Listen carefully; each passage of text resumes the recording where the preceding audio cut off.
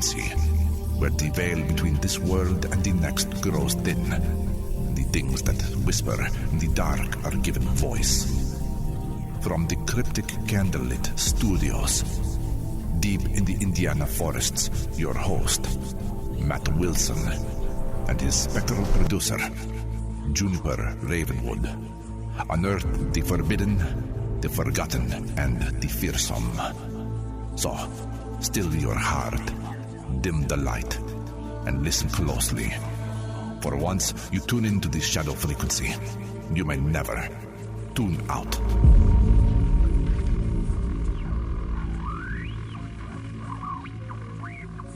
Good evening and welcome back to the Shadow Frequency. I'm Juniper, and tonight the studio feels a little older than usual. The lights are low, the corners are doing that thing where they look deeper than they should, and somewhere in the silence, I swear I can almost hear pages turning in a language nobody has spoken out loud for thousands of years, which probably means we have bothered something ancient again. Mounted just off to my left is our newest problem in the room, the Oracle of Nineveh. It is an ancient ritual mask, maybe a face plaque. Honestly, I'm stomached amidst it was ever meant to be either one. It's half temple relic, half funerary object made of dark stone and hammered bronze with worn ceremonial features, carved edges, and hollow eyes that never quite seem empty. Across its brow are faint cuneiform markings cut so shallow they almost disappear unless the light catches them wrong. The face itself is severe, old beyond reckoning, like it has watched empires rise, burn, and then become trivia. And when it speaks, the voice never seems to come from its mouth, it comes from the room. Chris, what kind of topic are we looking for tonight? I'm thinking ancient legends or mysteries tonight, June. Something old, something buried, something with gods maybe, but the kind where you're not entirely sure they were gods. Ancient legends or mysteries, all right. That feels specific enough to be dangerous. Let's see what the Oracle of Nineveh makes of that. Very well, let us wake the old thing. Again. Good evening to you, too. Is it evening? Is it morning? Is it one more breathless mortal interval in which no one allows the dead to remain politely dead? We're looking for an ancient mystery tonight. Chris wants something buried in old legends, gods' lost records, maybe something hidden behind mythology. Of course, he does. Modern men discover electricity and immediately assume they are qualified to question the gods. I'll take that as a compliment. You would. Oracle, please consult the buried record. I consult the buried record. I read the ash of forgotten kingdoms. I sift the dead frequencies where temple smoke, floodwater, and royal lies still cling to the names of old powers. Well, that sounds promising. Patience, child. Even empires required a moment before collapsing. I cast my sight through dust, shadow, and signal, through sealed chambers, through clay libraries, through broken tablets carried from priest, conqueror, from conquerors to ruin, from ruin to museum drawer. What are you seeing? Water beneath the earth, a city older than memory, a god who knew too much, a council that wished mankind silent, a flood that should have ended the human line. And the record? A tablet that should not exist, or perhaps one that existed too well. The thread has risen. Tonight's disturbance concerns Enki, Lord of deep waters, keeper of craft and secret wisdom, and the forbidden account some claim was hidden behind the oldest stories of mankind, the Lost Tablet of Enki.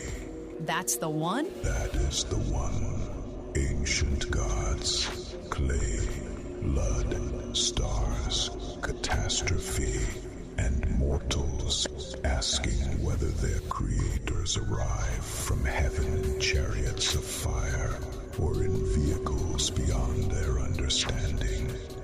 A familiar little panic dressed in older clothes. You do enjoy pretending you're above all this. Pretending is your species' specialty. I return now to silence. Try not to summon me for anything involving celebrity ghosts or haunted appliances. No promises. Just like that, he's gone. Tonight we're looking at the Lost Tablet of Enki, a mystery tangled in ancient Mesopotamian religion, Sumerian creation stories, flood legends, and the modern ancient-astronaut theory that asks whether the gods of old were something more physical, more technological, and more involved in our origin than we have been told. At the center is Enki, later known as E, a god of wisdom, fresh water, magic, creation, and culture. But to those who follow the Anunnaki theory, Enki becomes something stranger, a scientist, a commander, a genetic engineer, and maybe the one being who chose to protect mankind when other powers wanted us erased. Chris, since you asked for ancient mystery, what do you think? This is one of those topics where even if you try to keep it grounded, it still gets under your skin. Clay tablets, flood stories, gods creating workers, it all feels ancient, but weirdly modern at the same time. Exactly, it's the kind of story where the more you dust it off, the less buried it feels. Matt, what about you? You know I'm wide open to the Anunnaki angle. I don't think the ancients were just making random things up. When the oldest stories on Earth keep pointing toward beings who came down, shaped humanity, and handed over knowledge, I think that deserves more than a shrug. And with that, Matt, the record is yours. You are tuned to the Shadow Frequency, where every whisper tells a story from beyond the veil. Hosted by Matt Wilson. Produced by Juniper Ravenwood. With Chris Beach. The darkness continues. Thanks, June, and thank you, Chris, because this is exactly the kind of ancient mystery where the dust does not feel dead. Tonight's file is not just about one tablet or one god or one controversial modern book. It is about the possibility that the oldest stories humanity preserved may have been trying to tell us something before the language for contact even existed. We're going to go back to ancient Mesopotamia, to the temple cities of Sumer, to Eridu, near the marshes, to the idea of the Apsu, the deep, fresh underworld waters beneath creation itself. And there, beneath the mud brick, beneath the reed boats, beneath the fired clay libraries where scribes pressed wedge-shaped marks into damp earth, we find Enki. Later, in Akkadian tradition, he is E. Wisdom, magic, fresh water, craft, form, culture. He is not just a storm god thundering from the sky. Enki is one below the surface, the one who knows how things are made, the one who understands the hidden machinery of life. And that is where this starts to feel less like mythology and more like a sealed testimony waiting in the dark. Now, the strange thing about Enki is that he does not behave like the distant idol carved for worship only. He feels again and again like an operator inside the story. He advises, he schemes, he protects, he works around the rules when the rules are cruel. In the old creation traditions, humanity is not simply wished into being with a poetic phrase. The ingredients are physical. Clay, divine substance, blood, underground water, a slain god, a labor problem among higher beings. Humans are made because the gods need workers, and that is very unsettling beginning when you sit with it. It is not a soft garden scene. It is closer to a laboratory scene described by people who had no word for laboratory. You have raw material taken from the earth, something divine or biological added to it, and then a new creature brought forward to carry the burden of the older powers. And if you already lean toward the Anunnaki theory as I do, this is one of those places where the hair on the back of your neck starts to rise, because the myth does not sound random. It sounds like memory surviving in priestly language.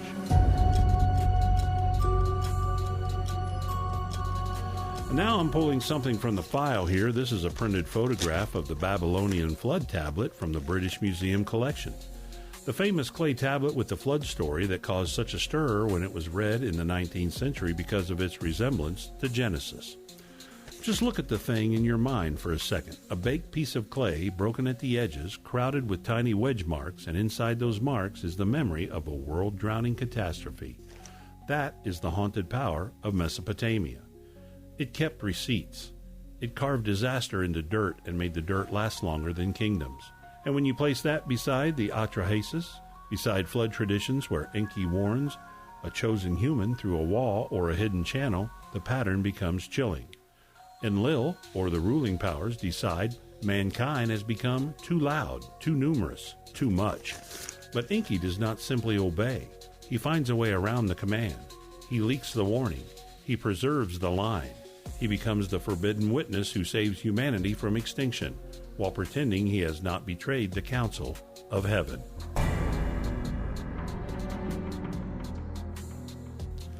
That is the doorway into the Lost Tablet of Enki.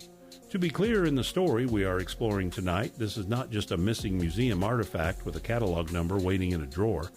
This is the idea of a hidden source behind the known fragments, a record from Enki's side of the table.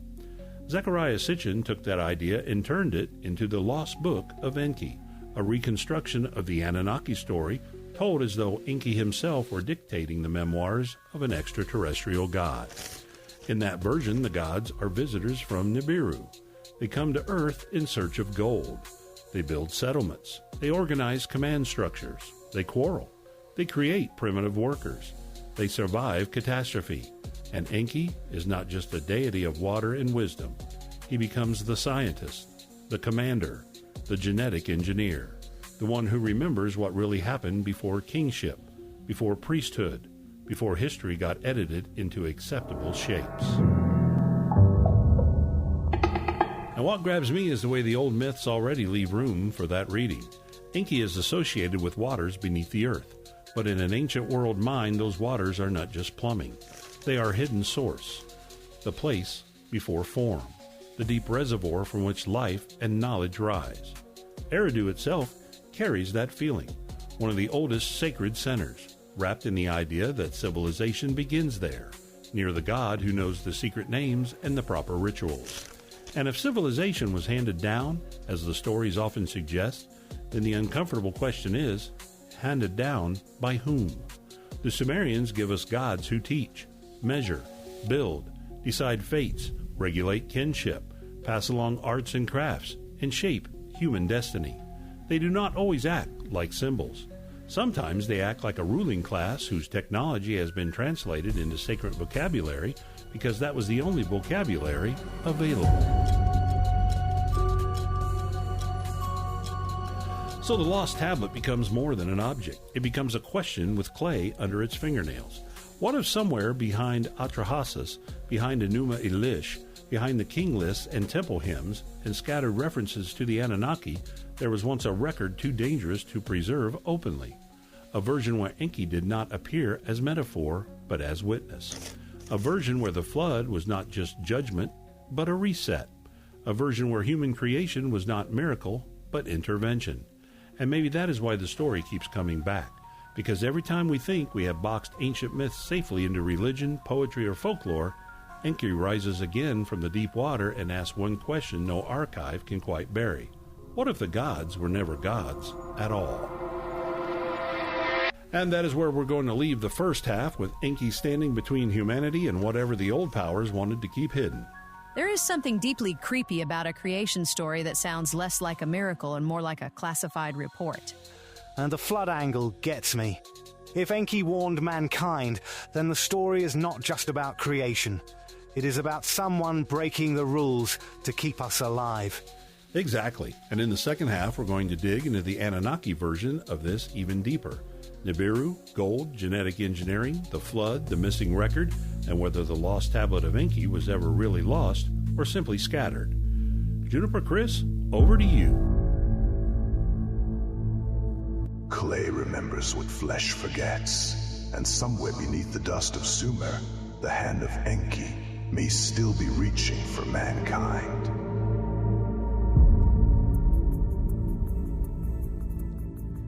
That first half leaves us with a very uncomfortable thought. What if one of the oldest gods in human memory was not simply worshipped, but remembered? And I have to wonder what everyone listening is thinking right now. Are these myths just sacred stories shaped by ancient imagination?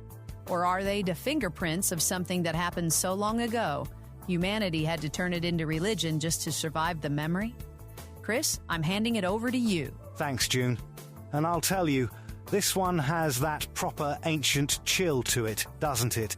The idea that somewhere under all these flood stories and clay tablets, there might be a hidden version of human history. One where the gods knew exactly what they were doing. That's the kind of thing that makes you look twice at every old museum display. If you're enjoying the episode, please take a second to like and subscribe on whatever platform you're using.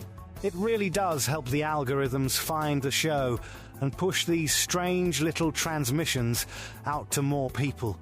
You can also find the Shadow Frequency on Facebook, TikTok, YouTube, Rumble, and all major podcast directories.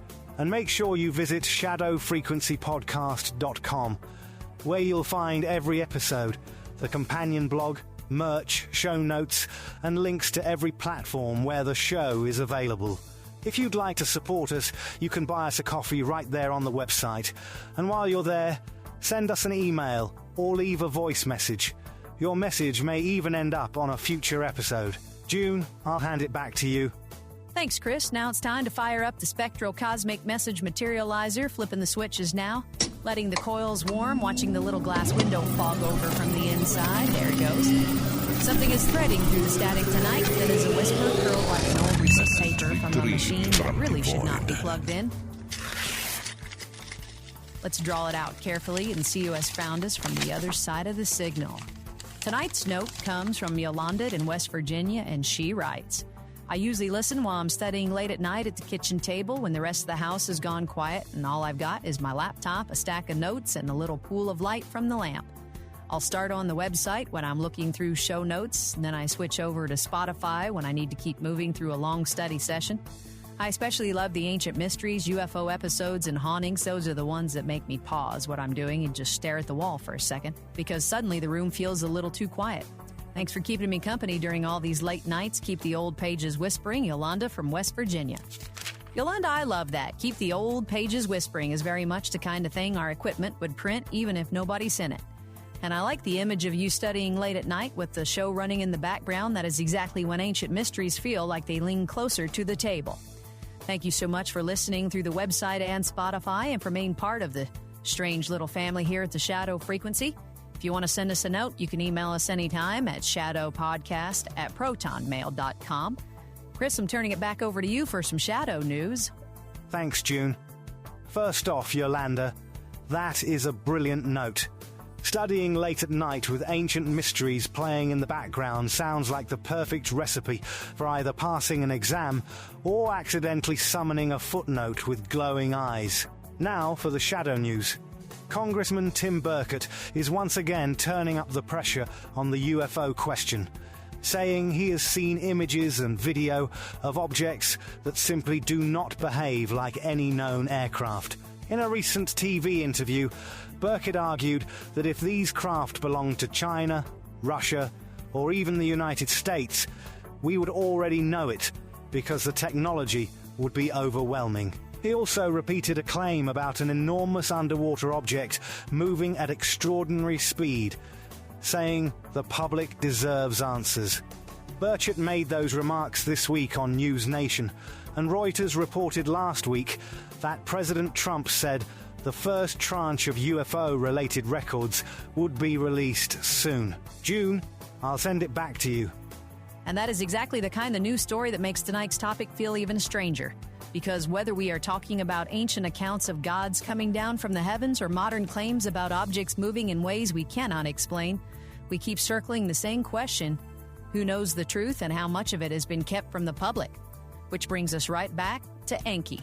In the second half, Matt is going deeper in the ancient astronaut version of this story: the Anunnaki, Nibiru, gold, human engineering, and the unsettling possibility that the Lost Tablet of Enki is not one missing object, but a memory broken into pieces. Matt, take us back into the deep water. They call them gods, because it had no other word for visitors who came from the sky, carved laws into stone, and vanished before the flood could erase their names.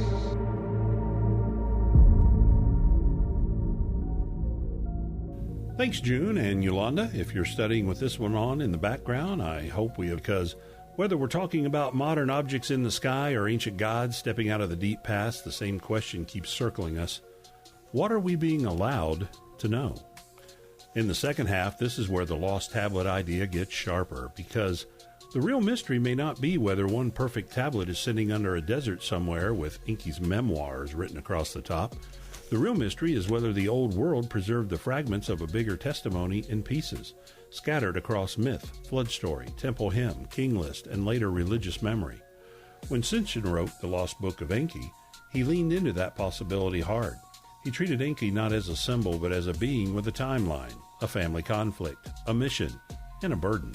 The burden of remembering how mankind began with the official story was never meant to survive intact.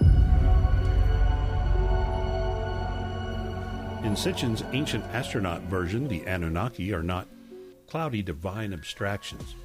They are a visiting civilization with needs, politics, rank, machines, and fear. They come to Earth from Nibiru because something is wrong at home, and gold becomes the key to survival. That detail has always fascinated people because gold is not just pretty. It conducts, it shields, it resists decay. It has strange usefulness even in modern technology. So when the theory says the gods came for gold, you can almost feel the myth shift from altar smoke to engineering problem. Not to mention, haven't you ever casually wondered why humans value gold so much? Then the labor crisis comes in. The Anunnaki workers rebel. The higher powers need a replacement. Enki and the mother goddess figure become involved in creating a new worker from what already exists here, joined with something from them. In mythic language, clay and divine blood. In ancient astronaut language, terrestrial biology and extraterrestrial intervention. And once you hear it that way, the phrase, made in the image of the gods, starts sounding less like poetry and more like a report that was softened for human ears. Now I'm pulling another item from the file, and this one is a photograph of the Ada cylinder seal, that Akkadian seal impression where the water god, Enki, is shown with streams of water and fish flowing from his shoulders. It is a small image, but it feels massive. Here is a being standing between mountains, water pouring out of him as if he carries the hidden source of the world inside his own body. Behind him is an attendant with two faces, and in the larger scene you have celestial and divine figures arranged like a cosmic court. If you are looking at it as art history, it is a beautiful ancient seal. If you're looking at it through the shadow frequency lens, it becomes something else, a compressed symbol of command, water, knowledge, and transmission. The god is not just near the water emerges from him. He is the access point. He is the conduit. And when the Lost Tablet legend imagines Enki leaving behind his own account, that image becomes hard to shake because it feels like the old artists were already telling us he was the one through whom the hidden current flowed. Now here's the one grounded skeptical angle we have to give this because it matters.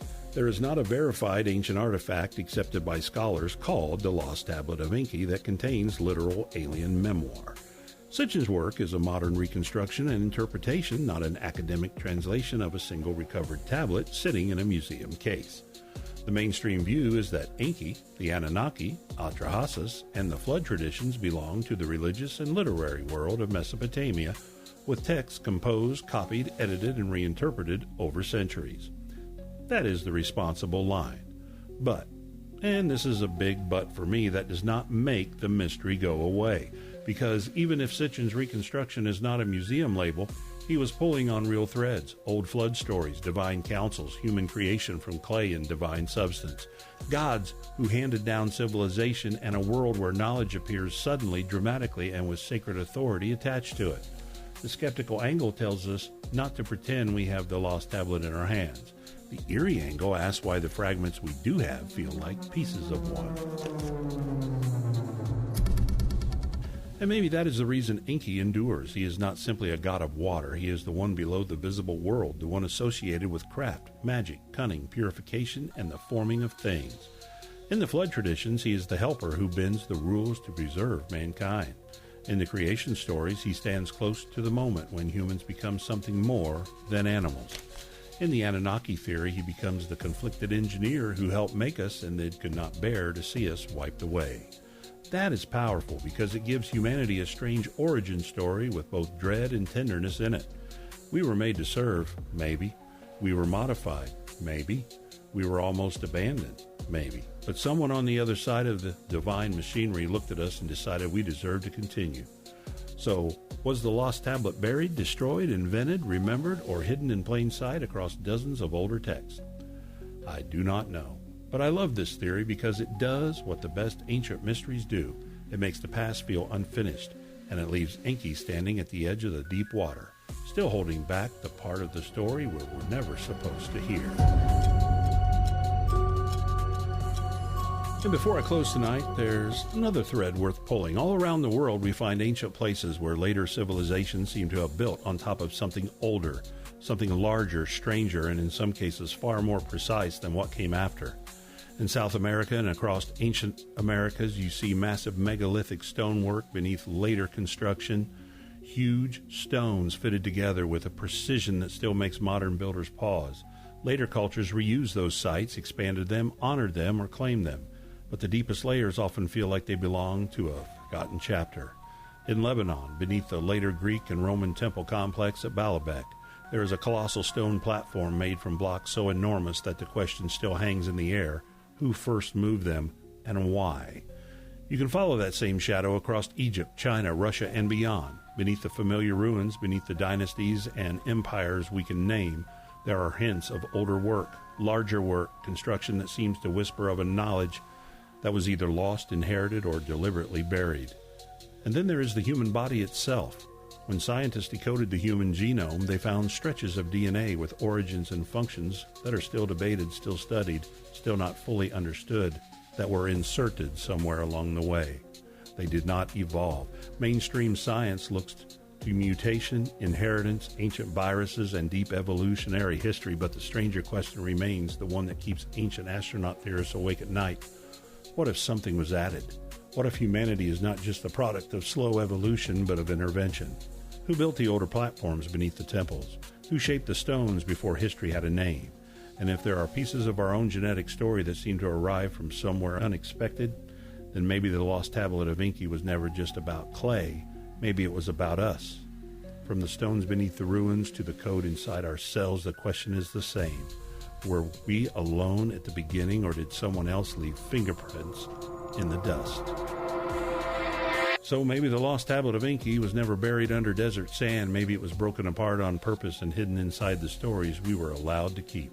That's the part I like. You don't need one glowing tablet in a cave for the mystery to work. The pieces are already strange enough. And a little too consistent in all the wrong places. Clay, blood, floodwater, gods arguing over whether humanity should survive. That is not exactly bedtime material. No, it is not. And for me, this is why the Anunnaki theory keeps pulling people back in. It gives these ancient stories a kind of dangerous coherence. Maybe not proof in the clean modern sense, but a pattern. And sometimes patterns are where the old secrets begin. June, I'll turn it over to you. The tablet was never truly lost. It was waiting, buried in silence, sealed in mud, and patient enough to outlive every civilization that tried to forget it.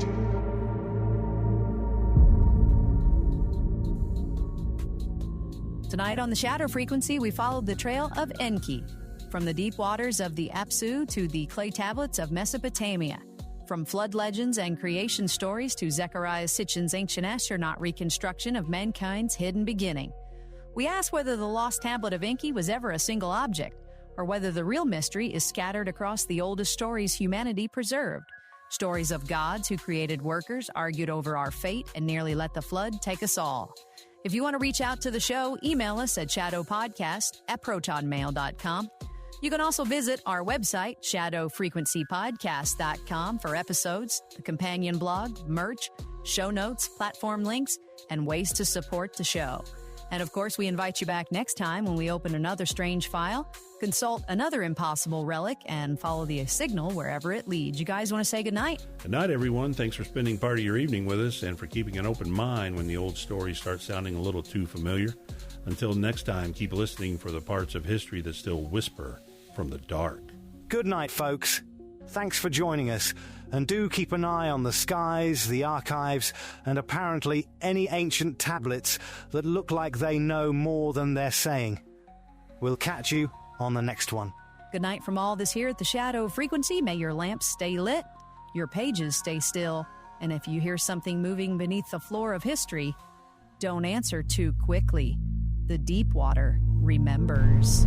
This episode was conjured with a solemn vow to explore the unexplained while remaining bound to the truths that have been unearthed.